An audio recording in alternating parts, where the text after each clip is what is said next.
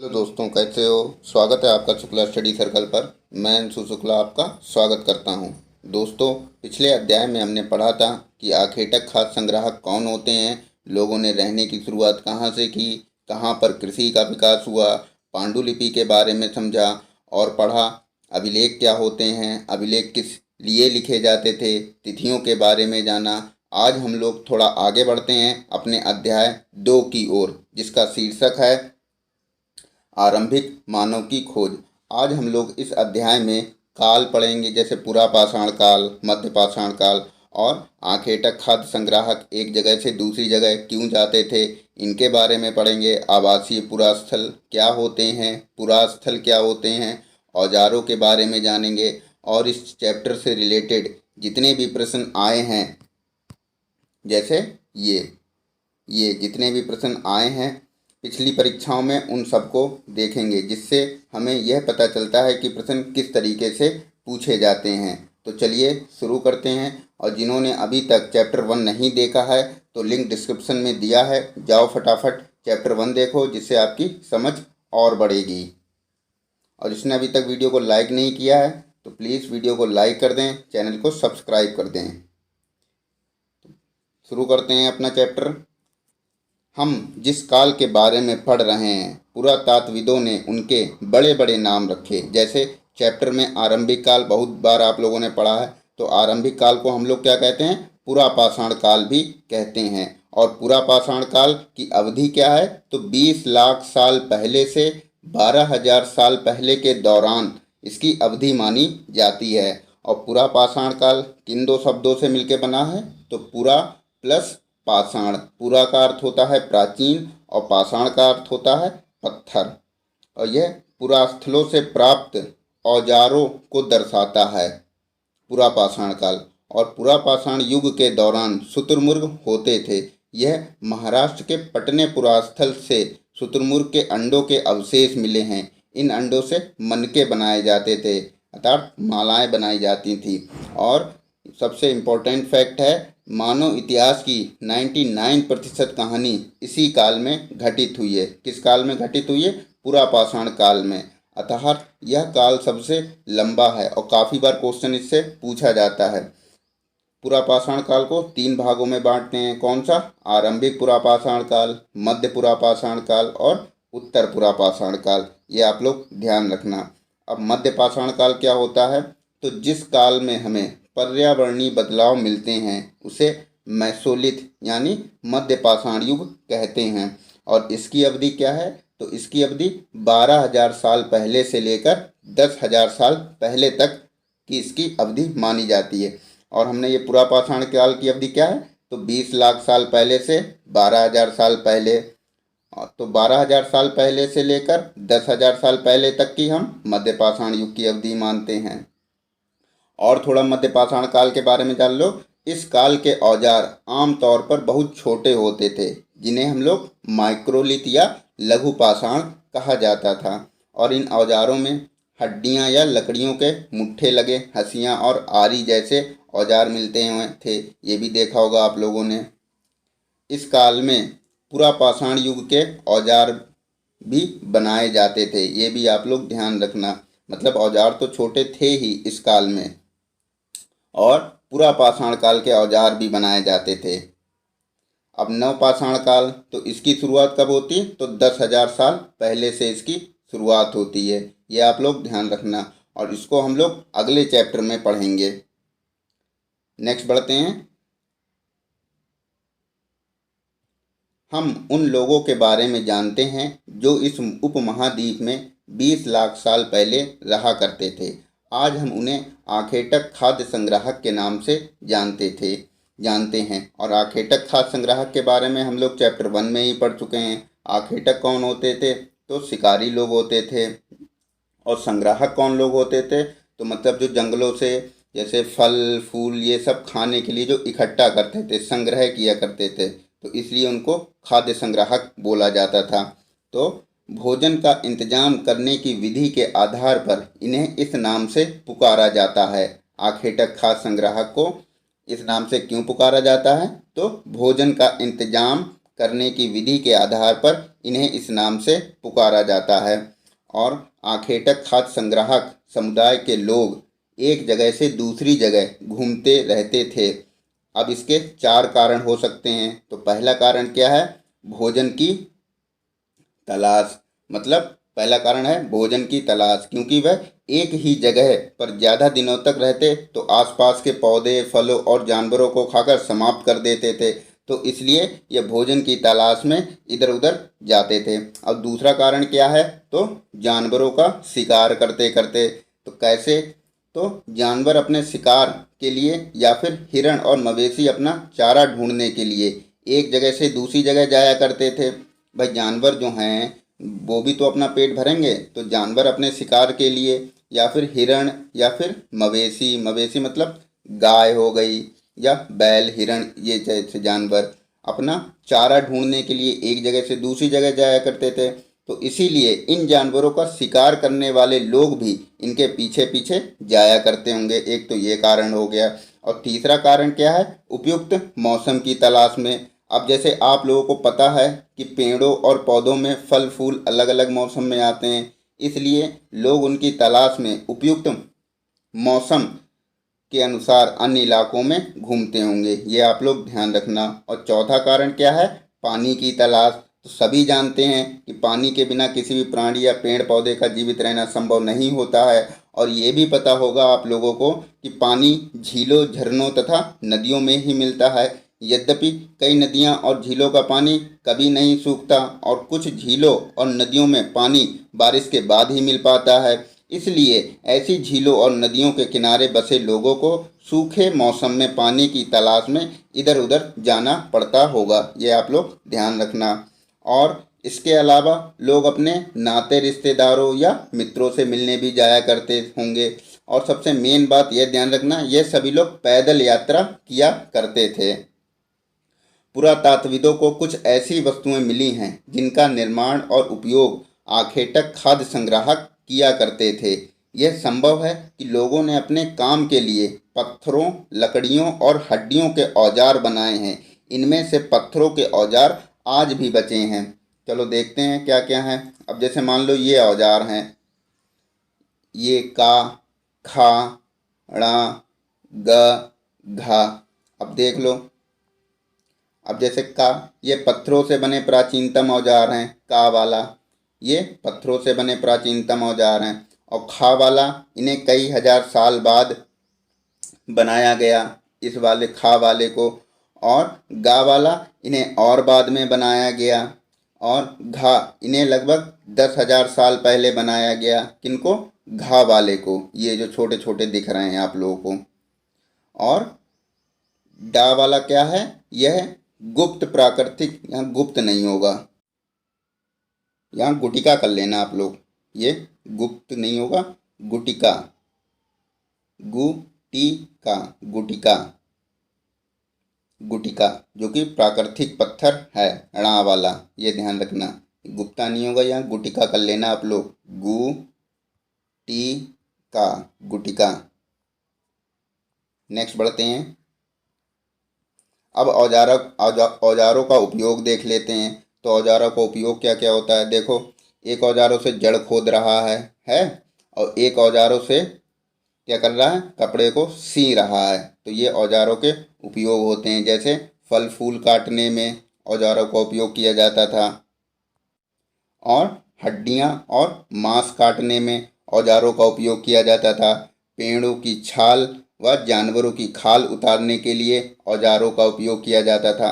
और ये भी ध्यान रखना, जानवरों की खाल के वस्त्र भी बनाते थे और पत्थरों से ही सिलते थे। ये आपको ऊपर पिक्स भी दिखा दी गई है। लकड़ियाँ काटी जाती थी। और लकड़ियों का उपयोग क्या होता था? तो लकड़ियों का उपयोग ईंधन के साथ साथ झोपड़ियाँ और औजार बनाने के लिए भी किया जाता था। ये आप लोग ध्यान रखना। अब पाषाण औजारों का निर्माण कैसे होता था? तो पत्थर से पत्थर को टकराना, यानी जिस पत्थर से कोई औजार बनाना होता था उसे एक हाथ में लिया जाता था, जैसे कि ये चित्र में दिखाया गया है।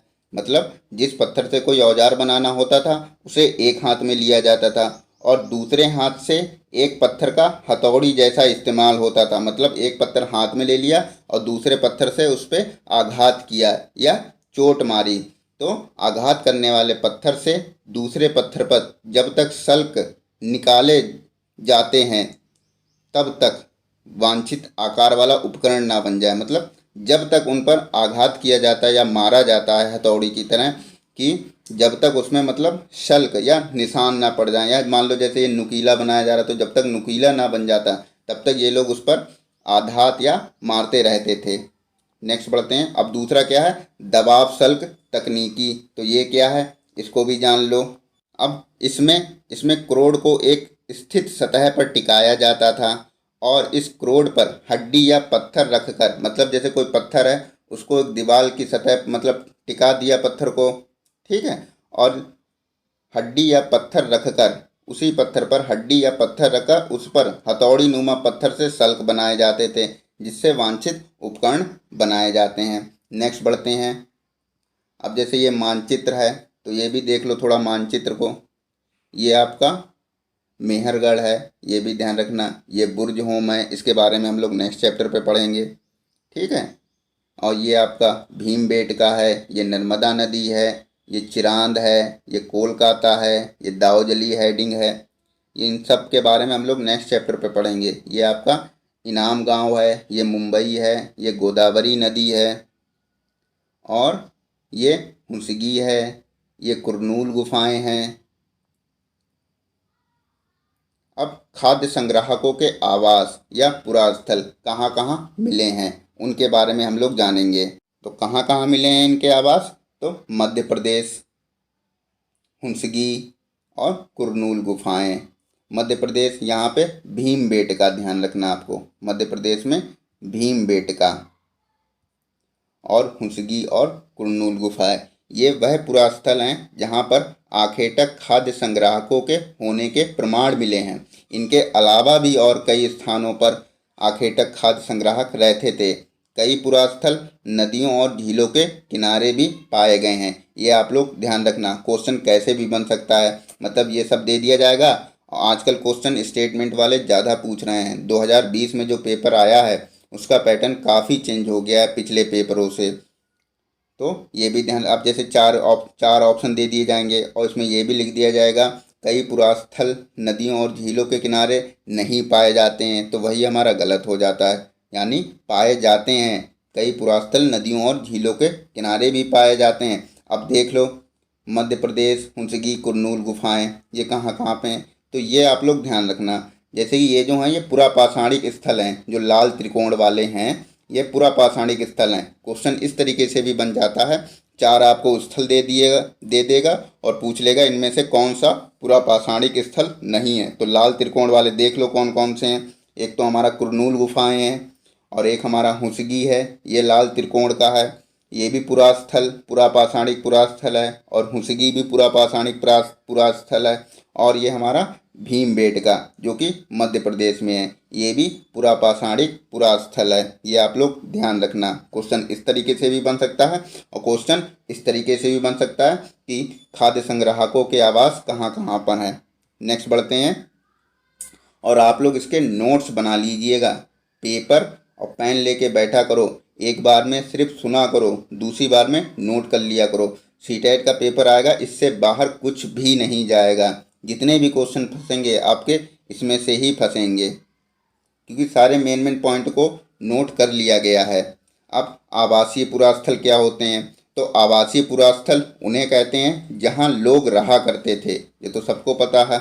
इनमें गुफाओं और कंदराओं जैसे स्थल होते हैं। लोग इन गुफाओं में इसलिए रहते थे क्योंकि यहाँ उन्हें बारिश, धूप, हवाओं से राहत मिलती थी। एक एक पॉइंट आपको ध्यान रखना है, क्वेश्चन किसी भी तरीके से बन सकता है। ऐसी प्राकृतिक गुफाएं विंध्य, कहाँ, विंध्य और दक्कन के पर्वतीय इलाकों में मिलती हैं, जो नर्मदा घाटी के पास हैं, जैसे भीमबेटका गुफाएं। ये आप लोग ध्यान रखना, ये यहाँ पे वो लोग रहते थे, जैसे यहाँ पे रहते थे, ये इधर, ये इन जगहों पे रहते थे। नेक्स्ट बढ़ते हैं। अब पुरास्थल क्या होता है, इनके बारे में जान लो। तो पुरास्थल उस स्थान को कहते हैं जहाँ औजार, बर्तन और इमारतों जैसी वस्तुओं के अवशेष मिलते हैं। ये ध्यान रखना, पुरास्थल किसे कहते हैं? तो पुरास्थल उस स्थान को कहते हैं जहाँ औजार, बर्तन और इमारतों जैसी वस्तुओं के अवशेष मिलते हैं। ऐसी वस्तुओं का निर्माण लोगों ने अपने काम के लिए किया था और बाद में उन्हें वहीं छोड़ गए। यह जमीन के ऊपर, यह भी ध्यान रखना, यह जमीन के ऊपर, अंदर और कभी कभी समुद्र और नदी के तल में भी पाए जाते हैं। वेरी इंपॉर्टेंट फैक्ट है, 2020 में क्वेश्चन भी बना है इससे। नेक्स्ट बढ़ते हैं, अब आग की खोज के बारे में जान लेते हैं। तो आग की खोज, कुरनूल गुफा से हमें राख के अवशेष मिले हैं। इसका मतलब यह है कि आरंभिक लोग, मतलब पुरापाषाण के लोग आग जलाना भी सीख गए थे। कहाँ मिले हैं हमें राख के अवशेष? तो कुरनूल गुफा में। ये आप लोगों को अभी दिखाया था। कहाँ पे है कुरनूल गुफा? तो ये है कुरनूल गुफा, यहाँ पे हमें राख के अवशेष मिले हैं और ये पुरापाषाणिक स्थल है। अब आग का इस्तेमाल क्या क्या होता था? तो आग का इस्तेमाल ये प्रकाश के लिए करते थे, मांस पकाने के लिए करते थे और ख़तरनाक जानवरों को दूर भगाने के लिए करते थे। जैसे कोई जानवर होते हैं रोशनी को देख के भाग जाते हैं, तो इस तरीके से ये लोग इसका इस्तेमाल करते थे।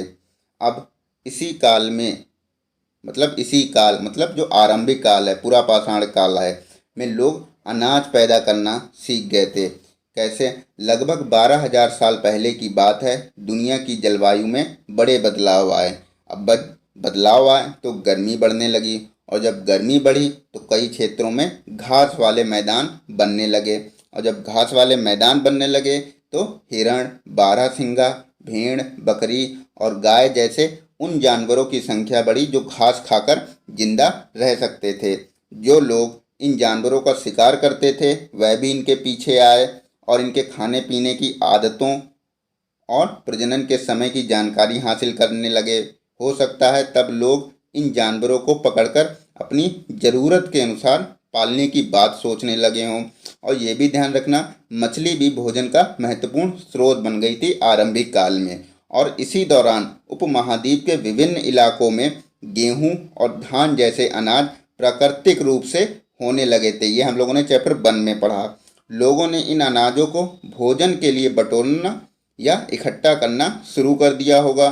साथ ही वह यह भी सीखने लगे होंगे कि ये अनाज कहाँ उगते थे और कब तक पककर तैयार होते थे। तो इसीलिए उन लोगों ने अनाज पैदा करना सीख गए थे, मतलब देखते थे उन चीज़ों को। जैसे कोई पौधा हुआ या कोई बीज है तो देख रहे हैं, बड़ा होता है, फिर उसमें से क्या निकलता है, तो यही सब देख देख के वो लोग अनाज उगाना भी सीख गए थे। अब शैल चित्रकला की बात करते हैं। तो शैल चित्रकला क्या होती है? तो जिन गुफाओं में लोग रहते थे उनमें से कुछ दीवारों पर चित्र मिलते हैं। इनमें से कुछ सुंदर उदाहरण मध्य प्रदेश और दक्षिणी उत्तर प्रदेश की गुफाओं से मिले हैं। तो क्वेश्चन पूछा जाता है कि शैल चित्रकला के प्रमाण हमें कहाँ मिले हैं?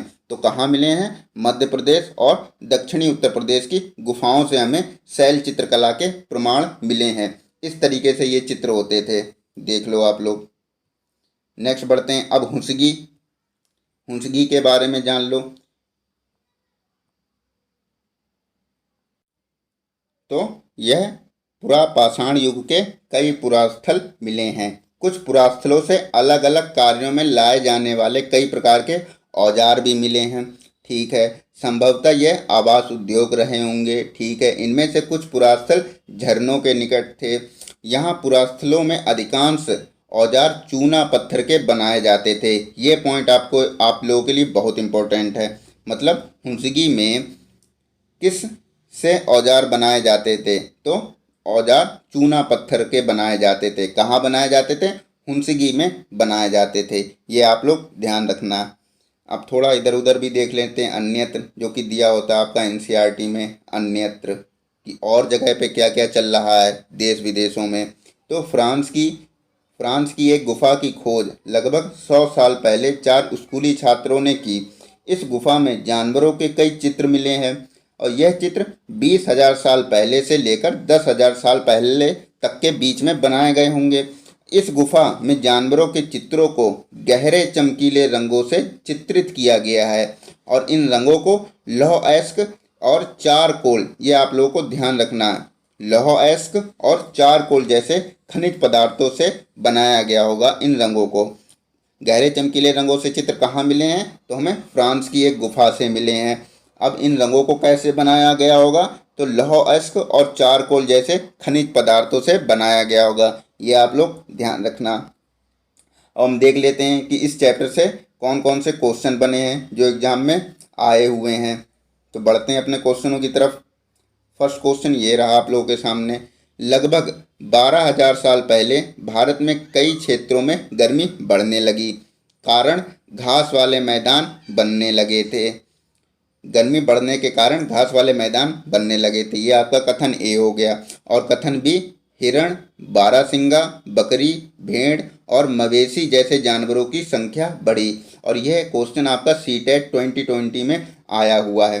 तो अभी हम लोगों ने ऊपर पढ़ा, ये यहाँ पे ये देखो, ये पढ़ा कि लगभग 12,000 साल पहले की बात है, दुनिया की जलवायु में बड़े बदलाव हुआ है और गर्मी बढ़ने लगी। जब गर्मी बढ़ी तो कई क्षेत्रों में घास वाले मैदान बनने लगे। इससे हिरण, बारहसिंगा, भेड़, बकरी और गाय जैसे उन जानवरों की संख्या बढ़ी जो घास खाकर जिंदा रह सकते हैं। और वही हमारा ये क्वेश्चन पूछा गया है। तो बताइए इसका सही जवाब क्या हो जाएगा? ऑप्शन ए और बी दोनों सही हैं और ए का कारण बी भी है। मतलब जब भारत में कई क्षेत्रों में गर्मी बढ़ने लगी, घास वाले मैदान बनने लगे, इससे हिरण और बारहसिंगा, बकरी, भेड़ और मवेशी जैसे जानवरों की संख्या भी बढ़ी। तो यह दोनों सही हैं और ए का कारण बी भी है। नेक्स्ट बढ़ते हैं। और ये भी क्वेश्चन आपका सीटेट 2020 में आया। पुरास्थलों के संदर्भ में निम्नलिखित कथनों में से कौन सही है? वह स्थान जहाँ वस्तुओं के अवशेष मिलते हैं उनको कहते हैं पुरास्थल। पुरास्थल केवल जमीन के ऊपर ही पाए जाते हैं। यह केवल जमीन के अंदर ही पाए जाते हैं। यह समुद्र और नदी के तल में कभी नहीं पाए जाते हैं। तो बताइए इसका सही जवाब क्या होगा? तो अभी हमने ऊपर पढ़ा है पुरास्थलों के बारे में, कहाँ गया अभी निकालते हैं। ये देखो, ये हमने पढ़ा पुरास्थलों के बारे में। तो हमने क्या पढ़ा? पुरास्थल उस स्थान को कहते हैं जहाँ औजार, बर्तन और इमारत जैसे वस्तुओं के अवशेष मिले हैं। ऐसी वस्तुओं का निर्माण लोगों ने अपने काम के लिए किया था और बाद में उन्हें वहीं छोड़ गए। अब देखो, यह जमीन के ऊपर भी मिलते हैं और जमीन के अंदर भी मिलते हैं।